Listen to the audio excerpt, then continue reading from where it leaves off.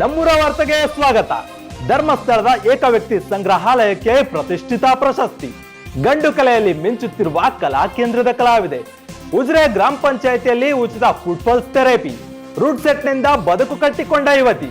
ಇವಿಷ್ಟು ಹೈಲೈಟ್ಸ್ ಜೊತೆ ಬಂದಿದ್ದೇನೆ ನಾನು ಸಂಜಯ್ ಚಿತ್ರದುರ್ಗ. ಇದೀಗ ಹೆಡ್ಲೈನ್ಸ್. ಧರ್ಮಸ್ಥಳದಲ್ಲಿದೆ ಏಕವ್ಯಕ್ತಿ ಸಂಗ್ರಹಾಲಯ. ಮಂಜುಷಾಗೆ ಪ್ರತಿಷ್ಠಿತ ಪ್ರಶಸ್ತಿಯಾಗಲಿ. ಅಪರೂಪದ ವಸ್ತುಗಳ ತಾಣ ಈ ಮ್ಯೂಸಿಯಂ. ಕರಾವಳಿಯ ಗಂಡು ಕಲೆಯಲ್ಲಿ ಮಿಂಚುತ್ತಿರುವ ಕಲಾವಿದೆ. ಯಕ್ಷಗಾನ ಭಾಗವತಿಕೆಯಲ್ಲಿ ಈಕೆ ಪ್ರವೀಣೆ. ಕಲಾ ಕೇಂದ್ರದ ಈ ವಿದ್ಯಾರ್ಥಿನಿ ಸಾಧನೆಗೆ ಬೆರಗಾದ ಯಕ್ಷಲೋಕ. ಉಜಿರೆಯಲ್ಲಿ ಉಚಿತ ಫುಡ್ ಥೆರಪಿ. ವಯೋಸಹಜ ರೋಗಗಳಿಗೆ ರಾಮಬಾಣ. ಆರೋಗ್ಯದೆಡೆ ಹೆಜ್ಜೆಗೆ ಕೈ ಜೋಡಿಸಿದ ಕಂಪನಿಯೋ.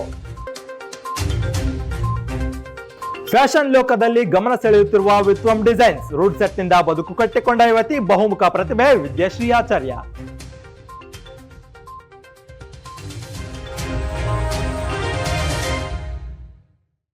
ಶ್ರೀ ಕ್ಷೇತ್ರ ಧರ್ಮಸ್ಥಳವು ಭಕ್ತಿ ಭಾವನೆಗಳಿಂದ ಕೂಡಿದ ಸ್ಥಳವಾಗಿದ್ದು, ಪ್ರತಿನಿತ್ಯ ಶ್ರೀ ಮಂಜುನಾಥ ಸ್ವಾಮಿಯ ದರ್ಶನ ಪಡೆಯಲು ಸಾವಿರಾರು ಭಕ್ತರು ಕ್ಷೇತ್ರಕ್ಕೆ ಬರುತ್ತಿರುತ್ತಾರೆ. ಇಲ್ಲಿ ಅನೇಕ ವೈವಿಧ್ಯಮಯ ಸ್ಥಳಗಳಿದ್ದು, ಅದರಲ್ಲಿ ಮಂಜುಷಾ ವಸ್ತು ಸಂಗ್ರಹಾಲಯವು ಕೂಡ ಒಂದು. ಇದರ ಸಂಗ್ರಹಕ್ಕಾಗಿ ಡಾಕ್ಟರ್ ಡಿ ವೀರೇಂದ್ರ ಹೆಗ್ಗಡೆ ಅವರಿಗೆ ಪ್ರತಿಷ್ಠಿತ ಪ್ರಶಸ್ತಿಯೊಂದು ಲಭಿಸಿದೆ. ಅದರ ಕುರಿತ ಕಂಪ್ಲೀಟ್ ಡೀಟೇಲ್ಸ್ ಇಲ್ಲಿದೆ ನೋಡಿ. ಮಂಜುಷಾ ವಸ್ತು ಸಂಗ್ರಹಾಲಯವು ಡಾಕ್ಟರ್ ಡಿ ವೀರೇಂದ್ರ ಹೆಗ್ಗಡೆ ಅವರೇ ಸಂಗ್ರಹಿಸಿದ ವಸ್ತುಗಳಿರುವ ವಸ್ತು ಸಂಗ್ರಹಾಲಯವಾಗಿದೆ. ಇತ್ತೀಚೆಗೆ ಮಂಜುಷಾ ವಸ್ತು ಸಂಗ್ರಹಾಲಯಕ್ಕೆ ಭಾರತದ ಅತಿದೊಡ್ಡ ಏಕವ್ಯಕ್ತಿ ಸಂಗ್ರಹಗಳಲ್ಲಿ ಒಂದು ಎಂದು ಇಂಡಿಯಾ ಬುಕ್ ಆಫ್ ರೆಕಾರ್ಡ್ಸ್ ಗೌರವ ನೀಡಿದೆ.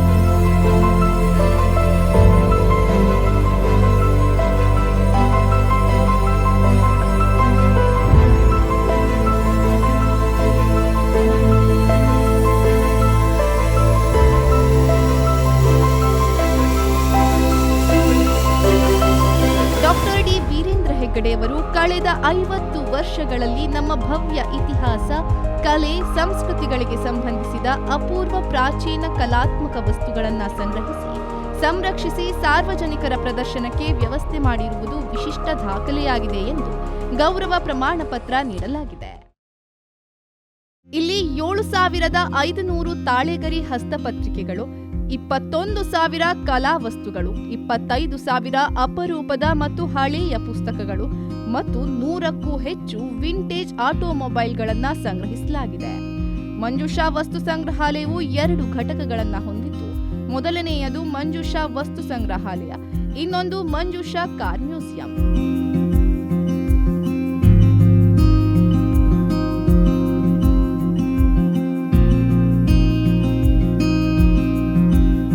Namaste, my name is Ritesh. I am Deputy Director of Manjusha Museum. It is a pride moment and a great achievement for us that India Book of Records has recognized us as one of the largest one-man collection collected by Dr. Devendra Hegde. It's a diverse collection and one of its own kind, and it's a pleasure to receive this award. It not only reflects our museum and its strength, it also reflects the lifelong effort that Hegdeji has produced, lifelong dedication towards the artifact, his creativity, all the work he has done to make this collection stand tall the way it stands among all other museums in Karnataka.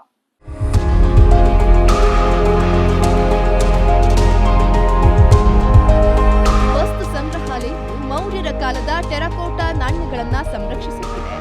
Manjunatha ಸ್ವಾಮಿ ದೇವಸ್ಥಾನದ ಖಾತೆಗಳನ್ನು ಒಳಗೊಂಡಿರುವ ಪುರಾತನ ಪುಸ್ತಕ, 300 ವರ್ಷಗಳ ಹಳೆಯ ವೀಣೆ, ವಿದ್ವಾನ್ ವೀಣೆ ಶೇಷಣ್ಣನ ಸಂಗೀತ ವಾದ್ಯಗಳು ಸಂಗ್ರಹದಲ್ಲಿದೆ. ಕರಾವಳಿ ಪ್ರದೇಶದ ಕುಶಲಕರ್ಮಿಗಳು ರಚಿಸಿದ ಭಾರತೀಯ ಕಲ್ಲು ಮತ್ತು ಲೋಹದ ಶಿಲ್ಪಗಳು, ವರ್ಣಚಿತ್ರಗಳು, ಆಭರಣಗಳ ವಸ್ತುಗಳು, ಪೂಜಾ ವಸ್ತುಗಳು ಮತ್ತು ಉಪಯುಕ್ತ ವಸ್ತುಗಳ ದೊಡ್ಡ ಸಂಗ್ರಹವನ್ನು ಹೊಂದಿದೆ. ಸಂಗ್ರಹಾಲಯದಲ್ಲಿ ವಿವಿಧ ಕಾಲಘಟ್ಟಗಳ ಕ್ಯಾಮೆರಾಗಳ ಸಂಗ್ರಹವಿದೆ.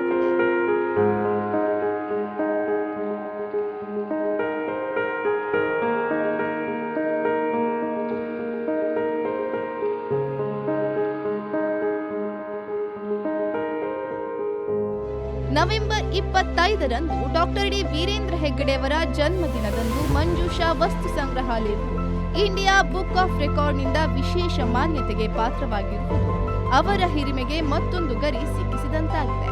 ಕ್ಯಾಮರಾ ಪರ್ಸನ್ ಸಂಜಯ್ ಚಿತ್ರದುರ್ಗ ಜೊತೆ ನಿತಿನ್ ಎಸ್ಡಿಎಂ ಪತ್ರಿಕೋದ್ಯಮ ಉಜಿರೆ. ಕರಾವಳಿಯ ಪ್ರಸಿದ್ಧ ಕಲೆ ಯಕ್ಷಗಾನ. ಯಕ್ಷಗಾನದಲ್ಲಿ ಭಾಗವತಿಕೆಗೆ ಕೂಡ ಅದರದೇ ಆದ ಪ್ರಾಮುಖ್ಯತೆ ಇದೆ. ಒಂದೊಳ್ಳೆಯ ಭಾಗವತಿಕೆಯಿಂದಲೇ ಯಕ್ಷಗಾನದ ಮೆರಗು ಮತ್ತಷ್ಟು ಹೆಚ್ಚುತ್ತದೆ. ಈವರೆಗೆ ನಾವು ನೋಡಿದ ಭಾಗವತರೆಲ್ಲ 30ರ ಆಸುಪಾಸು ಅಥವಾ ಅದಕ್ಕಿಂತ ಹೆಚ್ಚಿನ ವಯಸ್ಸಿನವರು. ಆದ್ರೆ ಇಲ್ಲೊಬ್ಬ 19ರ ಪೋರಿ ಭಾಗವತಿಕೆಯಿಂದಲೇ ಹೆಸರು ಮಾಡ್ತಿದ್ದಾರೆ. ಯಾರೀ ಕಲಾವಿದೆ ಅನ್ನೋ ಕುತೂಹಲವಿದ್ರೆ ಈ ಸ್ಟೋರಿ ನೋಡಿ.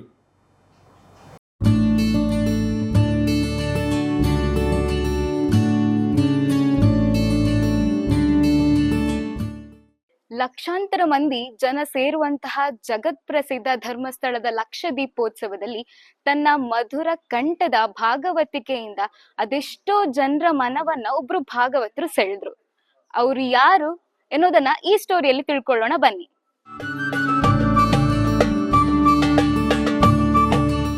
ಹೆಸರು ಸಿಂಚನ ಮುಡುಕೋಡಿ.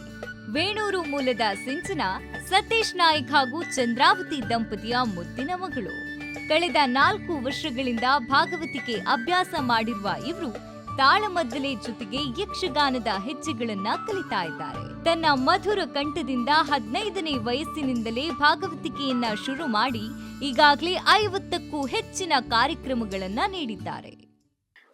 ನಮಸ್ತೆ, ನನ್ನ ಹೆಸರು ಸಿಂಚನ ಅಂತ. ಇಲ್ಲಿ SDM ಕಾಲೇಜಲ್ಲಿ ಫಸ್ಟ್ ಇಯರ್ BCom ಕಲಿತಾ ಇದ್ದೇನೆ. ಯಕ್ಷಗಾನ ಭಾಗವತಿಗೆ ಕಲಿತಾ ಇದ್ದೇನೆ, ಮಾಡ್ತೇನೆ ಸಹ ಈಗ. ನನ್ನ ಗುರುಗಳು ಮೋಹನ್ ಬೈಪಡಿತಾಯರು, ಮತ್ತೆ ನಾಟ್ಯ ಗುರುಗಳು ಲಕ್ಷ್ಮಣ್ ಗೌಡ್ರು ಬೇಳಾಲು, ಮತ್ತೆ ಅರುಣ್ ಕುಮಾರ್ ಧರ್ಮಸ್ಥಳ. ಅದು ಯಕ್ಷಗಾನಕ್ಕೆ ಹೇಗೆ ಅಂದ್ರೆ ನಮ್ಗೊಂದು ಹಿನ್ನೆಲೆ ಉಂಟು. ನಮ್ಮ ಫ್ಯಾಮಿಲಿಯಲ್ಲಿ ನನ್ನ ಅಜ್ಜ ಬೆಳಲ್ ಧರಣಪ್ಪ ನಾಯ್ಕ್ ಅಂತ ಹೇಳಿ, ಅವರು ಸತತ ಒಂದು 35 ವರ್ಷ ಧರ್ಮಸ್ಥಳ ಮೇಳದಲ್ಲಿ ಸೇವೆ ಸಲ್ಲಿಸಿದ್ದಾರೆ. ಸೊ ಅವರದೊಂದು ಪ್ರೇರಣೆ, ಆಶೀರ್ವಾದ ಅಂತ ಹೇಳ್ಬೋದು. ಮುಮ್ಮೇಳಕ್ಕೆ ಅಂತ ಹೇಳಿ ಬಂದದ್ದು. ಅದೇ ಇನ್ನೊಂದು ಮಹಿಳಾ ಭಾಗವತರನ್ನ ನೋಡಿ ಆಸಕ್ತಿ ಬಂದು ಭಾಗವತಿಕೆ ಮಾಡ್ಬೇಕು ಅಂತ, ಭಾಗವತಿಕೆ ಕಲಿಬೇಕು ಅಂತ ಒಂದೆಂತ ಅನ್ಸಿದ್ದು. ಭಾಗವತಿಕೆ ಗುರುಗಳಾದ ಮೋಹನ ಬೈಪಡಿತಾಯ ಹಾಗೂ ಯಕ್ಷಗಾನ ಗುರುಗಳಾದ ಲಕ್ಷ್ಮಣ ಬೆಳಾಲು, ಅರುಣ್ ಕುಮಾರ್ ಧರ್ಮಸ್ಥಳ ಇವರಿಂದ ತರಬೇತಿಯನ್ನ ಪಡೆಯುತ್ತಿರುವ ಸಿಂಚನ ಪ್ರಸ್ತುತ SDM ಕಲಾಕೇಂದ್ರದ ಯಕ್ಷಗಾನ ತಂಡದ ಭಾಗವತರಾಗಿ ಗುರುತಿಸಿಕೊಂಡಿದ್ದಾರೆ. ಪ್ರಸ್ತುತದಲ್ಲಿ ನಮ್ಮ ಸಿಂಚನವೇ ನಮ್ಮ ತಂಡದಲ್ಲಿ ಮುಖ್ಯ ಭಾಗವತರಾಗಿ ಅವರ ಒಂದು ಕಾರ್ಯನಿರ್ವಹಿಸ್ತಾ ಇದ್ದಾರೆ. ಅದು ನಮಗೆ ತುಂಬಾ ಹೆಮ್ಮೆಯ ವಿಷಯ. ಇದೆಲ್ಲ ಆಗ್ಬೇಕು ಅಂತಾದ್ರೆ ಮೂಲವಾಗಿ ಅವರ ಹೆತ್ತವರು, ಅವರ ಪ್ರೋತ್ಸಾಹ ಇಲ್ಲ ಇದ್ರೆ ಆಗುದಿಲ್ಲ. ಮತ್ತೆ ಅವಳ ಭಾಗವತಿಗೆಯ ಗುರುಗಳು ಮೋಹನ್ ಬೈಪಡ್ತಾರೆ ಇರ್ಬೋದು, ಮತ್ತೆ ಹಾಗೂ ನನ್ನ ಶಿಷ್ಯ ಅಂತ ಹೇಳಿಕೊಳ್ಳಿಕ್ಕೆ ನಂಗೆ ತುಂಬಾ ಹೆಮ್ಮೆ ಆಗ್ತಿದೆ. ಯಾಕೆ ಅಂತ ಹೇಳಿದ್ರೆ ಅವಳು ಹೆಜ್ಜೆಗಾರಿಕೆಯೂ ಕಲಿತಿದ್ದಾಳೆ. ಅದು ಒಬ್ಬ ಭಾಗವತರು ಆಗ್ಬೇಕಾದ್ರೆ ಅದೆಲ್ಲವೂ ಬೇಕಾಗತ್ತೆ. ಹಿಮ್ಮೇಳದ ಜೊತೆಯಲ್ಲಿ ಮುಮ್ಮೇಳದ ಸಾಂಗತ್ಯವೂ ಕೂಡ ಗೊತ್ತಿದ್ದಾಗ ಮಾತ್ರ ಭಾಗವತರಾಗುವಂಥದ್ದು. ಕೇವಲ 4 ಹಾಡು ಹೇಳಿದಲ್ಲಿಗೆ ಭಾಗವತರು ಆಗೋದಿಲ್ಲ. ಸಿಂಚನ ಅವರ ಪ್ರತಿಭೆಯನ್ನ ಗುರುತಿಸಿ ಯಕ್ಷಧ್ರುವ ಪಟ್ಲ ಫೌಂಡೇಶನ್ ಟ್ರಸ್ಟ್ ಯಕ್ಷಧ್ರುವ ಯಕ್ಷ ಪ್ರತಿಭಾ ಚೇತನ ಪ್ರಶಸ್ತಿ ನೀಡಿದೆ. ಇದರ ಜೊತೆಗೆ ಇವರನ್ನ ಅನೇಕ ಪ್ರಶಸ್ತಿಗಳು ಹಾಗೂ ಸನ್ಮಾನಗಳು ಅರಸಿ ಬಂದಿದೆ. ಅಲ್ಲದೆ ಗಾನ ಶಾರದೆ ವಿಶಾರದೆ ಎಂಬ ಬಿರುದನ್ನ ಪಡೆದಿರುವುದು ಹೆಮ್ಮೆಯ ವಿಷಯ. ತಮ್ಮ ಕಲೆಯಿಂದ ಗುರುತಿಸಿಕೊಳ್ತಾ ಇರುವ ಸಿಂಚನ ಇನ್ನಷ್ಟು ಭಾಗವತಿಕೆಗಳನ್ನ ನಡೆಸಿಕೊಡುವಂತಾಗಲಿ, ಇನ್ನಷ್ಟು ಪ್ರಶಸ್ತಿಗಳು ಅವರ ಗರಿ ಸೇರಲಿ. ಗಂಡು ಮಕ್ಕಳೇ ಹೆಚ್ಚಾಗಿರುವಂತಹ ಕ್ಷೇತ್ರ ಯಕ್ಷಗಾನ. ಇತ್ತೀಚೆಗೆ ಹೆಣ್ಣು ಮಕ್ಕಳ ಭಾಗವಹಿಸುವಿಕೆ ಕೂಡ ಅದರಲ್ಲಿ ಹೆಚ್ಚಾಗ್ತಾ ಇದೆ. ಅದಕ್ಕಾಗಿ ನಮ್ಮ ಕಣ್ಣ ಮುಂದೆ ಇರುವಂತಹ ಒಂದು ಉತ್ತಮ ಉದಾಹರಣೆ ಸಿಂಚನ ಅವರು.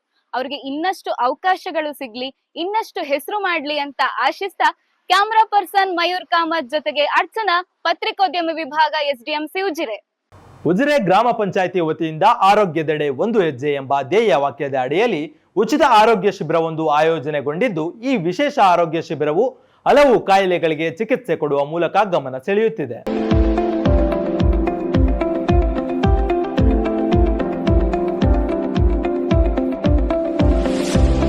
ತನ್ನ ವಿನೂತನ ಪ್ರಯತ್ನಗಳಿಂದ ಹೆಸರುವಾಸಿಯಾಗಿರುವ ಉಜಿರೆ ಗ್ರಾಮ ಪಂಚಾಯಿತಿ ಈಗ ಅಂತಹದ್ದೇ ಮತ್ತೊಂದು ಕಾರ್ಯಕ್ರಮವನ್ನು ಹಮ್ಮಿಕೊಂಡಿದೆ. ಅದುವೇ ಉಚಿತ ಫುಟ್ ಪಲ್ಸ್ ಥೆರಪಿ ಶಿಬಿರ.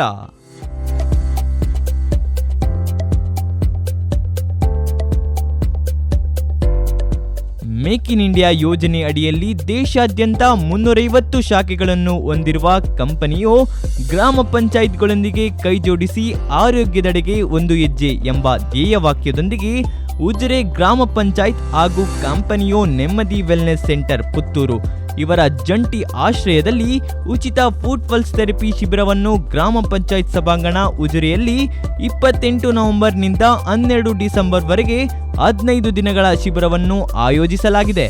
ಗ್ರಾಮ ಪಂಚಾಯತ್ ವ್ಯಾಪ್ತಿಯಲ್ಲಿ ಗ್ರಾಮ ಪಂಚಾಯತಿಯ ಸಹಕಾರದೊಂದಿಗೆ ಉಚಿತ ಫುಡ್ ಪಲ್ಸ್ ಥೆರಪಿಯನ್ನು ನಾವು ಪ್ರಾರಂಭಿಸಿದ್ದೇವೆ. ನಮ್ಮ ಉಜಿರೆಯ ವಾರ್ಡಿನಲ್ಲಿ 1-2 ಜನ ಕಾಲ್ ಮಾಡಿದ್ರು. ಮುಂಡಾಜೆಯಲ್ಲಿ, ಚಾರ್ಮಾಡಿಯಲ್ಲಿ, ಕೆಲವು ಕಡೆಯಲ್ಲಿ ನಡೀತಾ ಇದೆ. ನಮ್ಮಲ್ಲಿಯೂ ಅಧ್ಯಕ್ಷರೇ ಯಾಕೆ ಅದನ್ನು ಪ್ರಾರಂಭಿಸಬಾರದು, ಜನರಿಗೂ ಕೂಡ ನಮಗೂ ಕೂಡ ಉಪಕಾರ ಆಗುತ್ತಲ್ಲ ಅಂತ ಹೇಳಿದ್ರು. ಹಾಗೆ ನಾನು ಕೂಡ ಅವರು ನಮಗೆ ಹೇಳಿದ್ದಾರೆ ಅಂತ ಹೇಳಿ ಯೋಚಿಸಿ ನಾನು ಮುಂಡಾಜೆ ಅಧ್ಯಕ್ಷರಿಗೆ ಕಾಲ್ ಮಾಡಿದೆ. ಯಾವ ತರ ಇದು ಅಂತ ಮೊದಲನೇದಾಗಿ ನನಗೆ ಗೊತ್ತಿರ್ಲಿಲ್ಲ ಇದು ಯಾವ ತರ ಇದರದ್ದು ಏನು ಆರೋಗ್ಯದ ಬಗ್ಗೆ ಹೇಗೆ ಇದೆ ಅಂತ ಹೇಳಿ ನಾನು ಮುಂಡಾಜೆ ಅಧ್ಯಕ್ಷರಲ್ಲಿ ಕೇಳಿದೆ. ಅವ್ರು ಹೇಳಿದ್ರು ನಮ್ಮಲ್ಲಿ ಸ್ಟಾರ್ಟ್ ಆಗಿ 1 ವಾರ ಆಯ್ತು ಮೇಡಮ್, ಜನರಿಂದ ಉತ್ತಮ ಪ್ರತಿಕ್ರಿಯೆ ಬರ್ತಾ ಇದೆ ಮತ್ತು ಇನ್ನು ಕೂಡ ಜನ ಜಾಸ್ತಿನೇ ಬರ್ತಾ ಇದ್ದಾರೆ ಅಂತ ಹೇಳಿದ್ರು. ಹಾಗೆ ಮತ್ತೆ ನಾನು ಅವರ ಕೈಯಲ್ಲಿ ನಂಬರ್ ಅಂತ ತಕೊಂಡೆ, ಅವರು ಪ್ರಭಾಕರ್ ಸರ್ ಇದು ತಕೊಂಡು ಅವರಿಗೆ ಕಾಲ್ ಮಾಡಿದೆ. ಹೇಗೆ ಸರ್ ನಿಮ್ಮದು ಹೇಗೆ ಇದೆ, ನಮ್ಮ ಗ್ರಾಮ ಪಂಚಾಯತ್ ವ್ಯಾಪ್ತಿಯಲ್ಲಿಯೂ ಮಾಡುವುದಾದ್ರೆ ಅದೇ ಚಿಂತನೆಗಳನ್ನು ನಡೆಸ್ತಾ ಇದ್ದೇನೆ, ನಾನು ಪಂಚಾಯತ್ ಅಭಿವೃದ್ಧಿ ಅಧಿಕಾರಿಗಳು ಮತ್ತು ಆಡಳಿತ ಮಂಡಳಿಯವರ ಜೊತೆ ಕೂಡ ಇದರ ಬಗ್ಗೆ ಮಾತನಾಡ್ತೇನೆ ಅಂತ ಹೇಳಿದೆ. ಹಾಗೆ ಅವರು ಹೇಳಿದ್ರು ಕೆಲವು ಸದುಪಯೋಗಗಳ ಬಗ್ಗೆ ಇದರಲ್ಲಿ ಹೇಳಿದ್ರು ಮತ್ತು ಇದರಲ್ಲಿ ಸೈಡ್ ಎಫೆಕ್ಟ್ ಇಲ್ಲ, 15 ದಿವಸದ ಉಚಿತವಾದಂತಹ ಥೆರಪಿ ಅಂತ ಹೇಳಿದ್ರು. ಹಾಗೆ ನಾವು ಇದರಲ್ಲಿ ಮತ್ತು ಬೇರೆ ಎಲ್ಲರೂ ಹೇಳಿದ ಕಾರಣ ಒಳ್ಳೆದಾಗಿದೆ ಅಂತ ಬೇರೆ ಗ್ರಾಮ ಪಂಚಾಯತ್ ವ್ಯಾಪ್ತಿಯಲ್ಲಿಯೂ ಮಾಹಿತಿಯನ್ನು ತೆಗೆದುಕೊಂಡ ಕಾರಣ ನಾವು ನಮ್ಮ ಗ್ರಾಮ ಪಂಚಾಯತಿಯಲ್ಲಿ ಅದರ ಸಹಕಾರದೊಂದಿಗೆ ನಾವು ಅದನ್ನ ಇಟ್ಟಿದ್ದೇವೆ ಜನರಿಗೆ.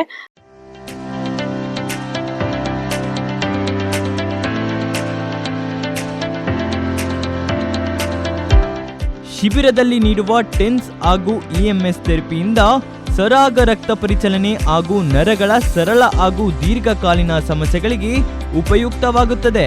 30 ನಿಮಿಷದ ಈ ಥೆರಪಿಯಿಂದ ದೇಹದಲ್ಲಿ 5 ಕಿಲೋಮೀಟರ್ ವಾಕಿಂಗ್ ಮಾಡಿದಷ್ಟು ರಕ್ತ ಸಂಚಾರವಾಗುತ್ತದೆ. ನಾನು ಉಜಿರೆ ಅಜಿತ್ ನಗರದಿಂದ ಬಂದಿದ್ದೇನೆ, ಪಂಚಾಯತಿಲಿ ವರ್ಕ್ ಮಾಡ್ತಾ ಇದ್ದೇನೆ.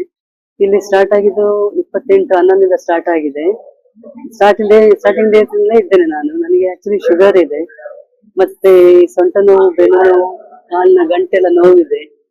ನಾನಿಲ್ಲಿ ಬಂದಿದ್ರಿಂದ ನನಗೆ ತುಂಬಾ ಹೆಲ್ಪ್ ಆಗ್ತಿದೆ. ನಾನು ದೀಪೋತ್ಸವಕ್ಕೆ ಹೋಗ್ಲಿಕ್ಕೆ ಬಾರಿ ಭಯ ಪಡ್ತಿದ್ದೆ, ಅಲ್ಲಿ ನಡಿಲಿಕ್ಕೆ ತುಂಬಾ ಇದೆ ಅಂತ ಹೇಳಿ.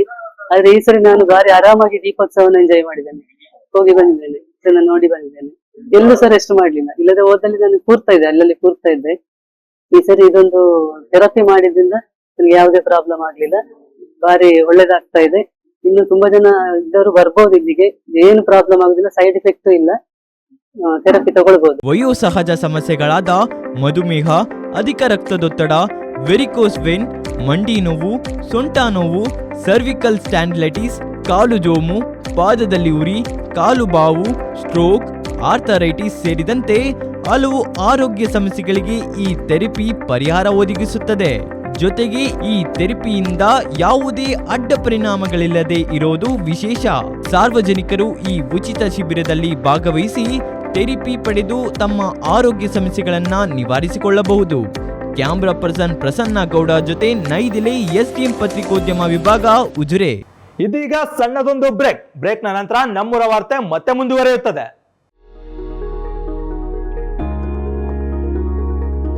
It's just a college until you step inside.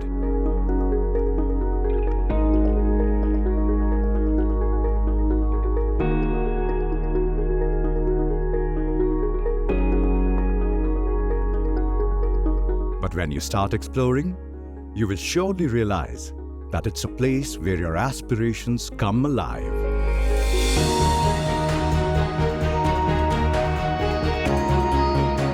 Here, your creativity flourishes in a student-friendly environment.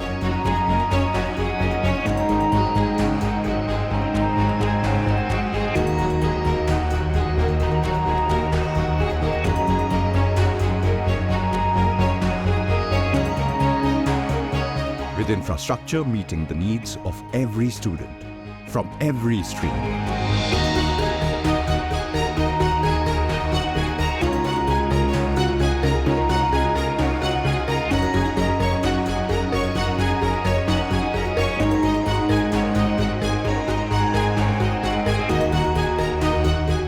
settle for ordinary when you can embark on an extraordinary journey?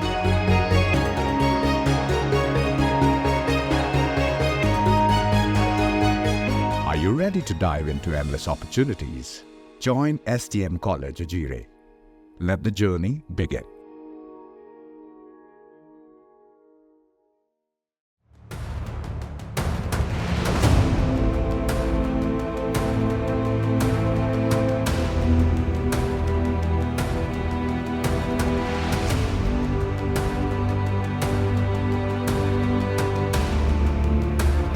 Standing here, I still feel the excitement of stepping into this place where every corner revealed endless opportunities for learning.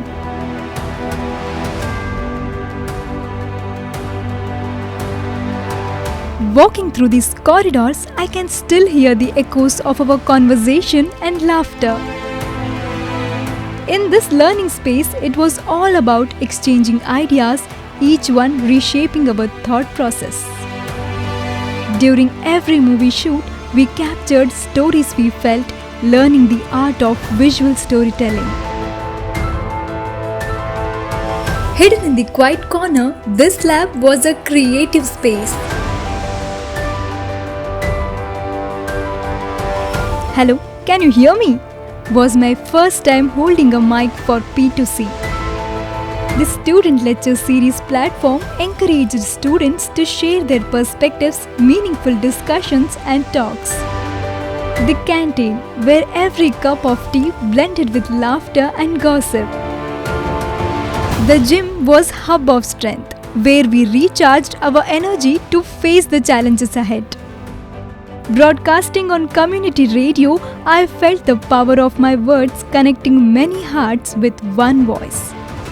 The college has brought me this long way, but the memories made here still feels like it was yesterday.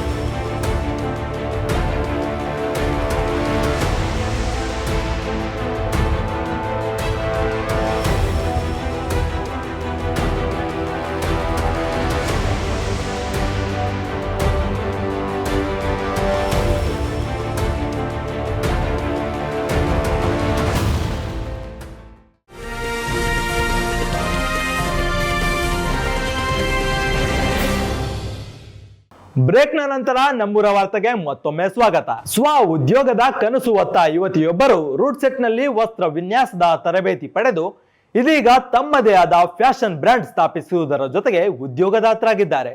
ಅವರ ಸಾಧನೆಯ ಕತೆ ಇಲ್ಲಿದೆ ನೋಡಿ.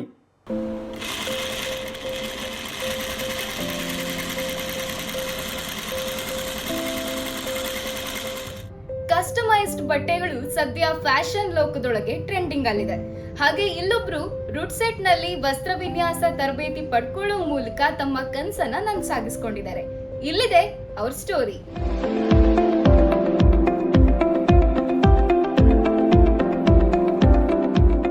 ಉದ್ಯೋಗದ ಕನಸು ಹೊತ್ತ ಯುವತಿಯೊಬ್ಬರು ಉಜಿರೆಯ root ಸೈಟ್ನಲ್ಲಿ ತರಬೇತಿ ಪಡೆಯುವ ಮೂಲಕ ಮನೆಯಲ್ಲೇ ಸಣ್ಣ ಮಟ್ಟದಲ್ಲಿ ವಿತ್ವಾ ಡಿಸೈನ್ಸ್ ಎಂಬ ವಸ್ತ್ರ ವಿನ್ಯಾಸದ ಮಳಿಗೆಯೊಂದನ್ನು ಆರಂಭಿಸಿದರು. ಇದೀಗ ವಿತ್ವಾ ಡಿಸೈನ್ ಕಲ್ಲಡ್ಕ ಸುತ್ತಮುತ್ತ ಮನೆ ಮಾತಾಗಿದೆ. ಈ ಸಾಹಸದ ಹಿಂದಿರುವ ಸಾಧಕಿಯೇ ವಿದ್ಯಾಶ್ರೀ ಆಚಾರ್ಯ.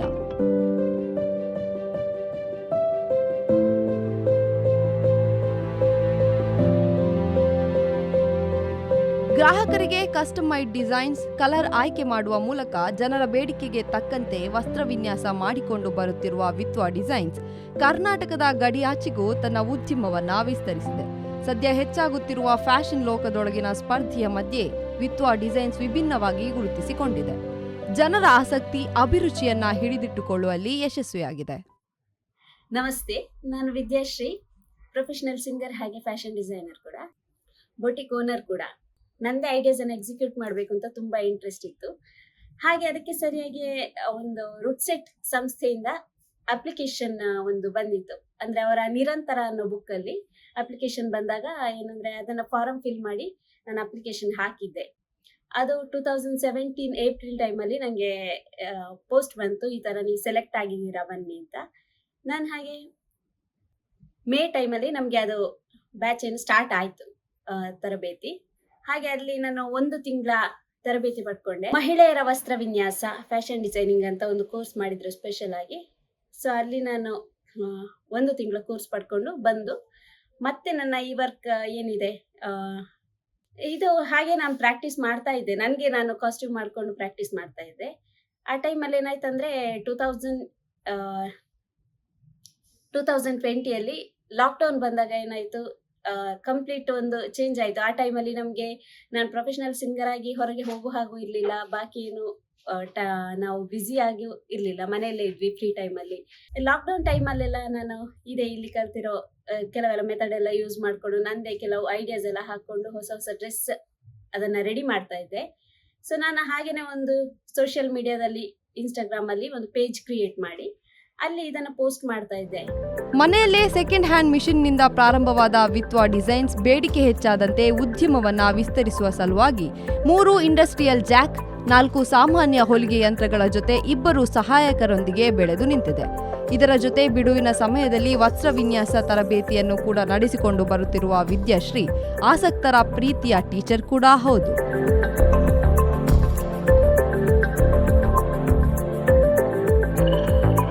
ಇದರ ಜೊತೆಗೆ ಪ್ರಸಿದ್ಧ ಸಂಗೀತಗಾರ್ತಿಯಾಗಿರುವ ವಿದ್ಯಾಶ್ರೀ ಅವರು ಹಲವು ರಿಯಾಲಿಟಿ ಶೋಗಳಲ್ಲಿ ಕೂಡ ಭಾಗವಹಿಸಿದ್ದಾರೆ. ಇನ್ನುಳಿದ ಬಿಡುವಿನ ವೇಳೆಯಲ್ಲಿ ಕೃಷಿಯಲ್ಲಿ ತೊಡಗಿಸಿಕೊಳ್ಳುವ ಇವರು ಸ್ವಉದ್ಯೋಗದ ಮೂಲಕ ಬದುಕನ್ನ ರೂಪಿಸಿಕೊಂಡು ಇತರರಿಗೆ ಮಾದರಿಯಾಗಿದ್ದಾರೆ. ಫ್ಯಾಷನ್ ಡಿಸೈನಿಂಗ್, ಸಿಂಗಿಂಗ್ ಹಾಗೆ ತಮ್ಮ ಬಿಡುವಿನ ವೇಳೆಯನ್ನ ಕೃಷಿಯಲ್ಲೂ ತೊಡಗಿಸಿಕೊಳ್ಳು ವಿದ್ಯಾಶ್ರೀ ಅವ್ರ ಬಗ್ಗೆ ತಿಳ್ಕೊಂಡ್ವಿ. ಅವರ ಉದ್ಯಮದಲ್ಲಿ ಇನ್ನಷ್ಟು ಯಶಸ್ಸು ಕಾಣ್ಲಿ ಅಂತ ಹಾರೈಸ್ತಾ ಕ್ಯಾಮರಾ ಪರ್ಸನ್ ಹರೀಶ್ ಜೊತೆಗೆ ಅರ್ಚನಾ, ಪತ್ರಿಕೋದ್ಯಮ ವಿಭಾಗ, SDMC ಉಜಿರೆ. ಕಳೆದ ಕೆಲವು ವರ್ಷಗಳಿಂದ ಭಾರತದಲ್ಲಿ ಡಿಜಿಟಲ್ ಕ್ರಾಂತಿಯಾಗುತ್ತಿದೆ. ದೇಶದ ಪ್ರಮುಖ ಮಾಹಿತಿಗಳಿಂದ ಹಿಡಿದು ವೈಯಕ್ತಿಕ ಮಾಹಿತಿಯವರೆಗೆ ಎಲ್ಲವೂ ಡಿಜಿಟಲ್ ಮಯವಾಗಿರುವಾಗ ಆದಾಯ ತೆರಿಗೆಯನ್ನ ಡಿಜಿಟಲ್ ಅಡಿಯಲ್ಲಿ ತರಲು ರೂಪಿಸಿದ ಪಾನ್ ಕಾರ್ಡ್ ಇದೀಗ QR ಕೋಡ್ ಮೂಲಕ ಹೊಸ ರೂಪದಲ್ಲಿ ಬರುತ್ತಿದೆ. ಅದರ ಮಾಹಿತಿ ಈ ಸ್ಟೋರಿಯಲ್ಲಿದೆ.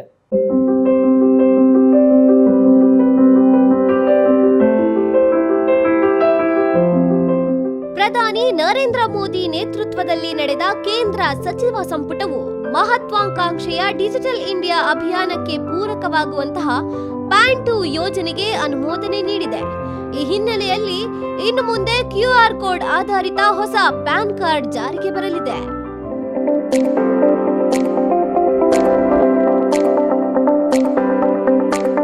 ಕೇಂದ್ರ ಸಚಿವ ಸಂಪುಟ ಆದಾಯ ತೆರಿಗೆ ಇಲಾಖೆಯು PAN 2 ಯೋಜನೆಗೆ ಹಸಿರು ನಿಶಾನೆ ತೋರಿಸಿದೆ. ಅಸ್ತಿತ್ವದಲ್ಲಿರುವ ಶಾಶ್ವತ ಖಾತೆ ಸಂಖ್ಯೆ ವ್ಯವಸ್ಥೆಗೆ ಗಮನಾರ್ಹ ಬದಲಾವಣೆಯಾಗಿದ್ದು, ಖಾತೆದಾರರ ಸೇವೆಗಳನ್ನ ಸುಧಾರಿಸಲು ಹಾಗೂ ವ್ಯಾಪಾರ ವಹಿವಾಟನ್ನ ಸುಗಮಗೊಳಿಸುವ ಗುರಿಯನ್ನ ಹೊಂದಿದೆ. ಹೊಸ ಪ್ಯಾನ್ಗೆ ಅರ್ಜಿ ಸಲ್ಲಿಸಲು ಯಾವುದೇ ಶುಲ್ಕವನ್ನ ವಿಧಿಸಲಾಗಿಲ್ಲ.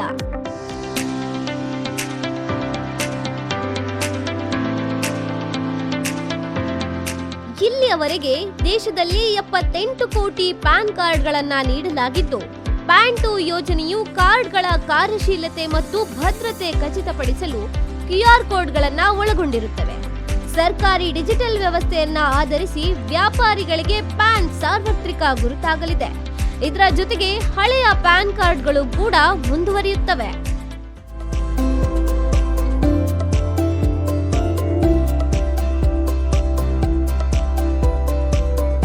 PAN 2 ಯೋಜನೆಯು ಪ್ರಸ್ತುತವಿರುವ ಪ್ಯಾನ್ ಕಾರ್ಡ್ನ ಮುಂದುವರಿದ ಆವೃತ್ತಿಯಾಗಿದ್ದು, ಯೋಜನೆಯು ತೆರಿಗೆದಾರರ ನೋಂದಣಿ ಪ್ರಕ್ರಿಯೆ ಡಿಜಿಟಲೀಕರಣಗೊಳಿಸುವ ಗುರಿ ಹೊಂದಿದೆ. ಈ ಮೂಲಕ ಅಸ್ತಿತ್ವದಲ್ಲಿರುವ ವ್ಯವಸ್ಥೆಯನ್ನ ಮತ್ತಷ್ಟು ನವೀಕರಿಸಿ ಪ್ಯಾನ್ ಅನ್ನು ಸಾರ್ವತ್ರಿಕ ಗುರುತಿನ ಚೀಟಿಯನ್ನಾಗಿಸುವ ಉದ್ದೇಶ ಹೊಂದಲಾಗಿದೆ. ದೇಶದ ಈ ಸಾಧನೆಯ ಬಗ್ಗೆ ಹೆಮ್ಮೆ ಪಡೋಣ, ದೇಶ ಕಟ್ಟುವ ಕಾರ್ಯದಲ್ಲಿ ಕೈಜೋಡಿಸೋಣ. ನಮಿತಾ ಸಾಲ್ಯಾನ್, STM ಪತ್ರಿಕೋದ್ಯಮ ಉಜಿರೆ. ಇದೀಗ ಸಣ್ಣದೊಂದು ಬ್ರೇಕ್ನ ನಂತರ ನಮ್ಮೂರ ವಾರ್ತೆ ಮತ್ತೆ ಮುಂದುವರಿಯುತ್ತದೆ. It's just a college until you step inside.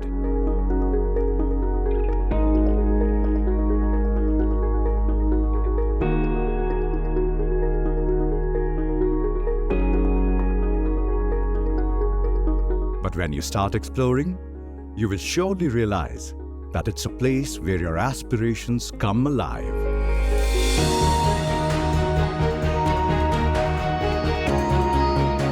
Here, your creativity flourishes in a student-friendly environment.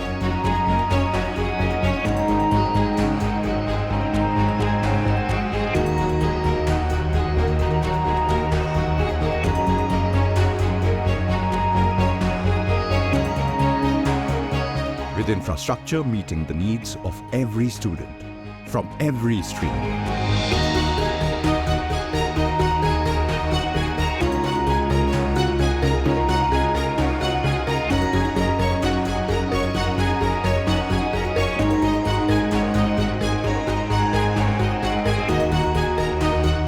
Why settle for ordinary when you can embark on an extraordinary journey?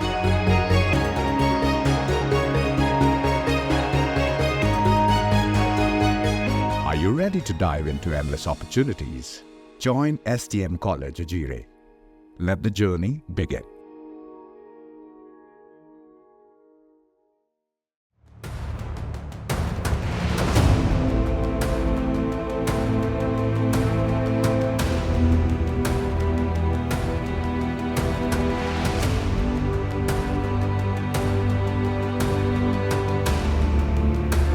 Standing here, I still feel the excitement of stepping into this place where every corner revealed endless opportunities for learning.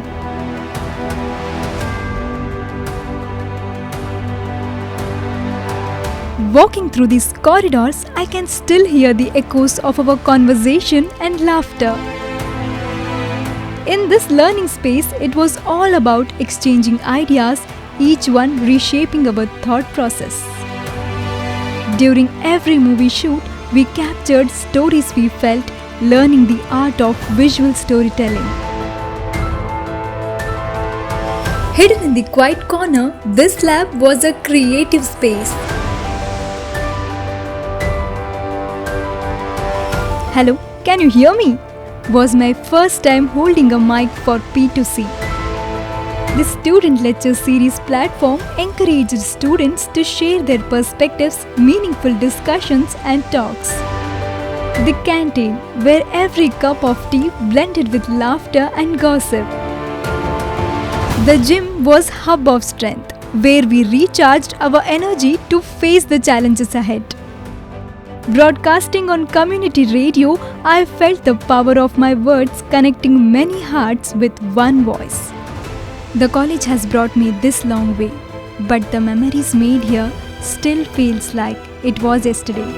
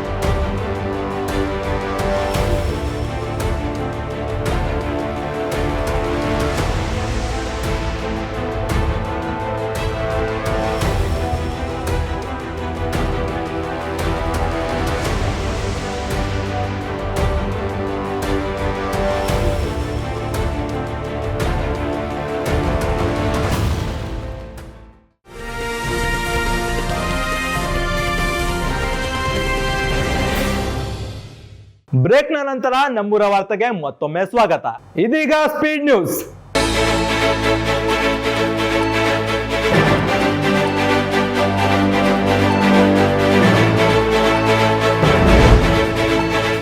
Shri ಕ್ಷೇತ್ರ ಧರ್ಮಸ್ಥಳದಲ್ಲಿ ಲಕ್ಷ ದೀಪೋತ್ಸವದ ಪ್ರಯುಕ್ತ December 1ರಂದು ಸಂವತ್ಸರಣ ಪೂಜಾ ಕಾರ್ಯಕ್ರಮವು ಭಗವಾನ್ ಶ್ರೀ ಚಂದ್ರನಾಥ ಸ್ವಾಮಿ ಬಸದಿಯ ಚಂದ್ರಶಾಲೆಯಲ್ಲಿ ಧರ್ಮಾಧಿಕಾರಿ doctor D Veerendra Hegade ಅವರ ಸಮ್ಮುಖದಲ್ಲಿ ನಡೆಯಿತು.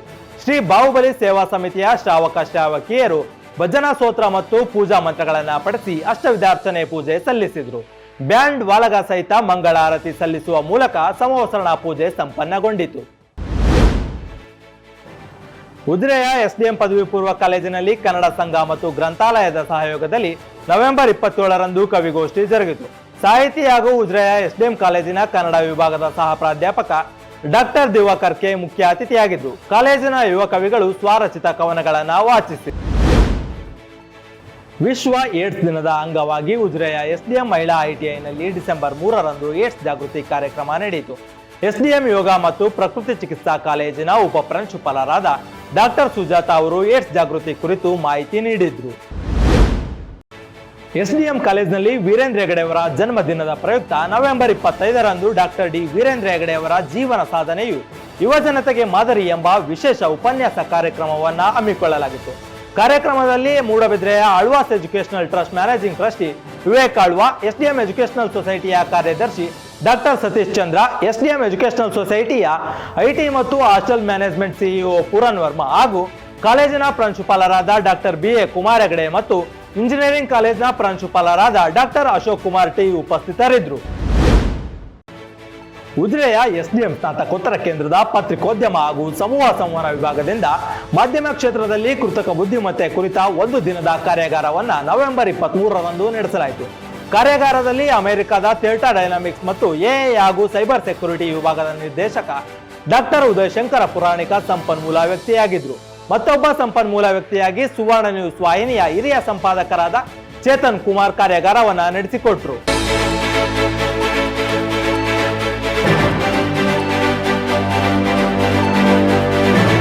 ಇವಿಷ್ಟು ಈ ವಾರದ ಪ್ರಮುಖ ಸುದ್ದಿಗಳು. ವಾರದ ಸುದ್ದಿಗಾಗಿ ನೋಡ್ತಾ ಇರಿ ನಮ್ಮೂರ ವಾರ್ತೆ.